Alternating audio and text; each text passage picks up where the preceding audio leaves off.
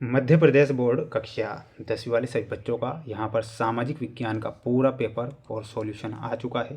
प्यारे विद्यार्थियों, आप देख सकते हैं ये पूरा का पूरा जो पेपर है आपको परीक्षा में दिया जाएगा और एक भी क्वेश्चन प्यारे विद्यार्थियों यहाँ से आपके बाहर नहीं जाएंगे। इसलिए जितने भी स्टूडेंट्स इस वीडियो को देख रहे हैं तो पूरा का पूरा पेपर देख लीजिए जो कि आपको परीक्षा में दिया जाएगा और ये प्रश्न आपकी परीक्षा में पूछे जाएंगे। प्यारे विद्यार्थियों, ये पूरा का पूरा पेपर है जो कि मैंने आप सभी छात्रों को यहाँ पर बताया है।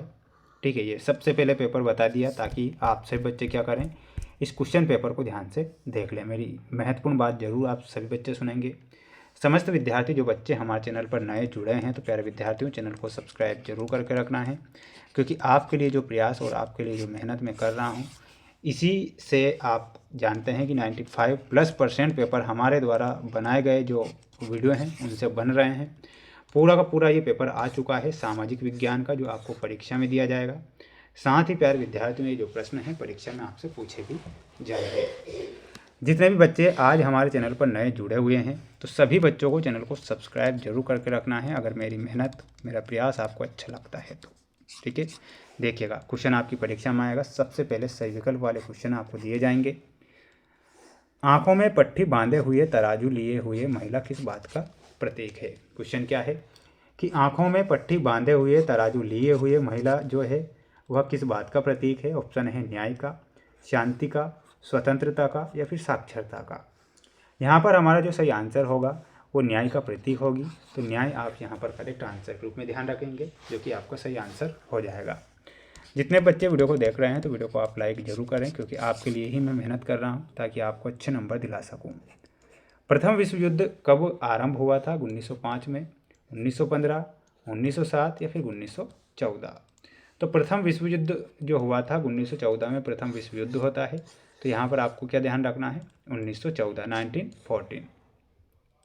अगला क्वेश्चन है, भारत छोड़ो आंदोलन कब शुरू हुआ था? देखिएगा प्यारे विद्यार्थियों, भारत छोड़ो जो आंदोलन है जून 1942, अगस्त 42, जुलाई 42 या फिर सितंबर 42?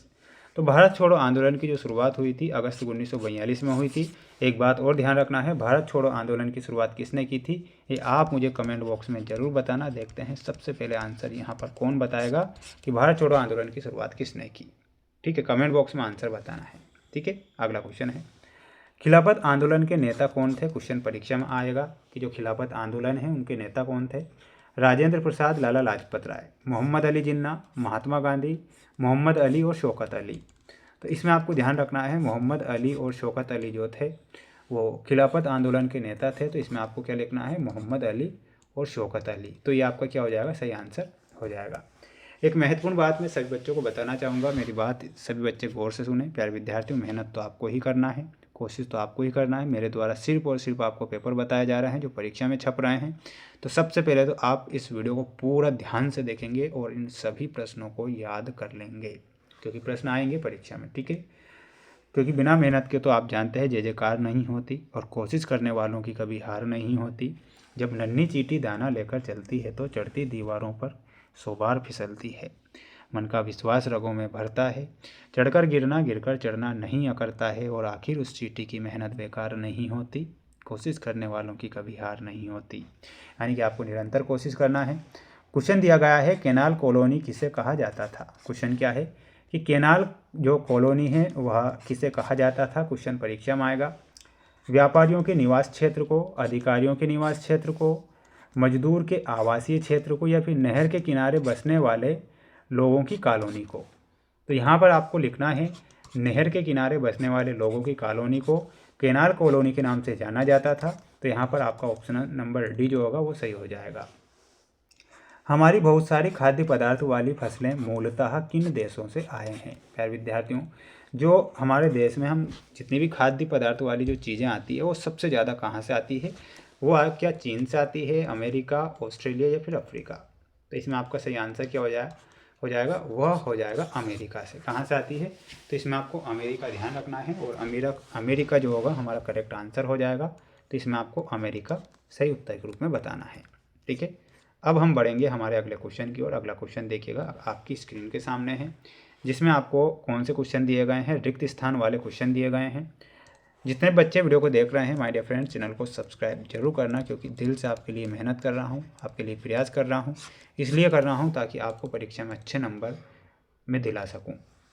ये रिक्त स्थान वाले क्वेश्चन परीक्षा में आएंगे, जिन्हें ध्यान से देखना है। बैंक ऑफ फ्रांस की स्थापना ने की थी, तो बैंक ऑफ फ्रांस की जो स्थापना है वो किसने की थी? तो इसमें आपको ध्यान रखना है नेपोलियन बोनापार्ट ने। किसने की थी? तो ध्यान रखना है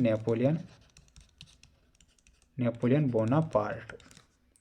तो नेपोलियन बोनापार्ट ने बैंक ऑफ फ्रांस की स्थापना की। उदारवादी राजनीतिक फ्रैंकफर्ट संसद के एक निर्वाचित सदस्य थे, तो कौन थे? इसमें ध्यान रखना है, उनका नाम है कार्ल वेलकर। कौन है? तो कार्ल वेलकर आपको लिखना है। दक्षिण अफ्रीका से महात्मा गांधी जनवरी में भारत लौटे थे, तो जनवरी 1915 में भारत लौटे थे। कब लौटे थे? जनवरी 1915। असहयोग आंदोलन में शुरू हुआ था, तो असहयोग जो आंदोलन है वो कब शुरू होता है? तो इसमें आपको ध्यान रखना है, वो शुरू हुआ था जनवरी 1921। जनवरी 1921 में असहयोग आंदोलन शुरू हुआ था, तो इसमें आपको जनवरी 1921 लिखना है। अफ्रीका में 1890 के दशक में नामक बीमारी बहुत तेज़ी से फैल गई थी, तो उस बीमारी का नाम था रिंडर पेस्ट। कौन सी बीमारी थी? तो इसमें आपको रिंडर पेस्ट नामक बीमारी लिखना है। अमेरिका की खोज ने की थी, तो अमेरिका की खोज किसने की थी? ध्यान रखना है आप सभी विद्यार्थियों को, और वो हो जाएगा क्रिस्टोफर कोलंबस। किसने की थी? Christopher Columbus. तो क्रिस्टोफर कोलंबस जो होगा हमारा सही आंसर होगा। तो ये आपके क्या हो गए हैं? ये रिक्त स्थान वाले क्वेश्चन हो गए हैं, जो कि आपको परीक्षा में दिए जाएंगे। आपको इन्हें अच्छे से याद कर लेना है। बढ़ेंगे अगले क्वेश्चन की ओर। अगला क्वेश्चन देखिएगा। अगला क्वेश्चन है आपकी स्क्रीन के सामने, थोड़ा जूम कर देता हूँ मैं इसे। सत्य असत्य वाले क्वेश्चन आपको दिए गए हैं, ध्यान से आपको देखना है। क्वेश्चन आपसे पूछा गया है, और क्वेश्चन में आपसे पूछा गया है कि यूनाइटेड किंगडम, देखिएगा यूनाइटेड किंगडम का गठन 1707 में हुआ था। तो बिल्कुल ये आपको क्या लिखना है? ये सत्य लिखना है, क्योंकि यूनाइटेड किंगडम का जो गठन होता है 1707 में हुआ। फ्रांस की क्रांति के बाद नापतोल की मीटर प्रणाली लागू की गई थी, तो ये आपको असत्य लिखना है, यानी कि इसमें क्या हो जाएगा? असत्य हो जाएगा। महात्मा गांधी ने दांडी यात्रा साबरमती आश्रम से प्रारंभ की थी, तो इसमें आपको सत्य लिखना है। ये आपका क्या होगा? सत्य होगा। जनवरी 1923 में असहयोग आंदोलन और खिलाफत आंदोलन शुरू हुआ था, इसमें आपको असत्य लिखना है। क्या लिखना है? असत्य। ठीक है, तो असत्य हो जाएगा। बढ़ेंगे अगले क्वेश्चन की ओर। सभी बच्चे ध्यान से अगला क्वेश्चन देखेंगे। आर्थिक महामंदी की शुरुआत 1929 में हुई थी, तो बिल्कुल भाई साहब ये हमारा सत्य है। तो यहाँ पर आप क्या लिखेंगे? सत्य। स्मिथफील्ड में लंदन का सबसे पुराना कपड़ा बाजार था, तो इसमें आपको क्या लिखना है? असत्य लिखना है। ठीक है, तो ये हो गए हैं आपके सत्य असत्य वाले क्वेश्चन, जो कि मेरे द्वारा यहाँ पर बता दिए गए हैं। सभी बच्चों से, सभी प्यारे छात्रों से, सभी मेरे प्यारे भैया बहनों से मैं यही कहना चाहूँगा कि क्वेश्चन को छोड़ना नहीं है। अब ये देखिएगा, आपकी जोड़ी है 4थे नंबर में। ठीक है, ये जोड़ी परीक्षा में दी जाएगी, तो ध्यान से इस जोड़ी को देख लें और अच्छे से क्या कर लें, इस जोड़ी को याद आप सभी बच्चे करेंगे। पहला क्वेश्चन पूछा गया है नेपोलियन की हार। अब नेपोलियन की हार कब होती है? 1815 में नेपोलियन की हार होती है, तो 1815 लिखना है। जलियांवाला बाग में जनरल डायर ने गोलियां चलवाई थी, और जलियांवाला बाग कहाँ पर है? ये कमेंट बॉक्स में आप मुझे आंसर बताएंगे। जलियांवाला बाग जल्दी से बताइएगा कमेंट बॉक्स में आंसर कि जलियांवाला बाग कहाँ पर स्थित है। रिंडर पेस्ट क्या है? तो रिंडर पेस्ट जो है एक पशु रोग है। जेम्स वॉट में आपको भाप के इंजन से मिलाना है। गीत गोविंद के जो रचयिता है वो कौन है? जयदेव है। कौन है? तो जयदेव है। और गुलामगिरी के रचनाकार है कौन है? तो ज्योतिबा फूले जो है गुलामगिरी के रचनाकार हैं। तो इसमें आपको ज्योतिबा फूले ध्यान रखना है, और अच्छे से इन सभी प्रश्नों को याद आपको कर लेना है। प्यारे विद्यार्थियों, ध्यान से पूरा का पूरा पेपर देखेंगे, क्वेश्चन बाहर आपके नहीं जाएंगे, ये मेरा आप सभी छात्रों से वादा है। जितने भी स्टूडेंट्स हमारे साथ आज नए जुड़े हैं, तो सभी छात्रों से मैं सिर्फ यही कहना चाहूँगा, माय डियर फ्रेंड्स, मेरे सभी भैया बहन, सभी को चैनल को सब्सक्राइब जरूर करना है, क्योंकि अगला जो पेपर आपका हिंदी विषय का होगा उसके लिए भी मैं मेहनत आप सभी छात्रों के लिए करूँगा। क्या करूँगा? मेहनत करूँगा, प्रयास करूँगा। ये मेरा आप सभी बच्चों से वादा है। मेरा प्रयास सफल हो रहा है प्रत्येक विषय के पेपर में, ये आप सभी बच्चे जानते हैं और समझते हैं। अगला क्वेश्चन देख लीजिए। अगला क्वेश्चन आपकी स्क्रीन के सामने है, जिसमें आपको एक वाक्य में उत्तर देना है और आपको याद करना है। क्वेश्चन है हमारा, प्रतिरक्षा तथा विदेशी मामले कौन सी सूची में शामिल होते हैं? प्यारे विद्यार्थियों, क्वेश्चन आएगा परीक्षा में, छाप लेना है, कि प्रतिरक्षा तथा विदेशी मामले जो होते हैं कौन सी सूची में शामिल होते हैं।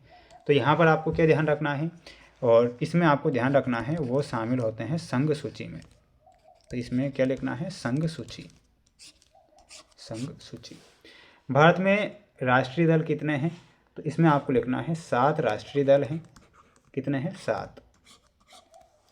मानव विकास में भारत में किस राज्य की स्थिति बेहतर है, तो इसमें आपको ध्यान रखना है मध्य प्रदेश। क्या ध्यान रखना है, मध्य प्रदेश आपको यहाँ पर करेक्ट करना है, जो कि सही आंसर हो जाएगा मध्य प्रदेश।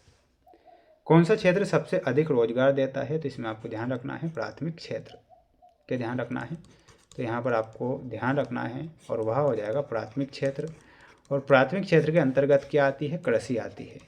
क्या आती है, कृषि जो आती है प्राथमिक क्षेत्र के अंतर्गत आती है। तो इसमें आपको ये सारे क्वेश्चन क्या करना है, याद सभी बच्चों को कर लेना है।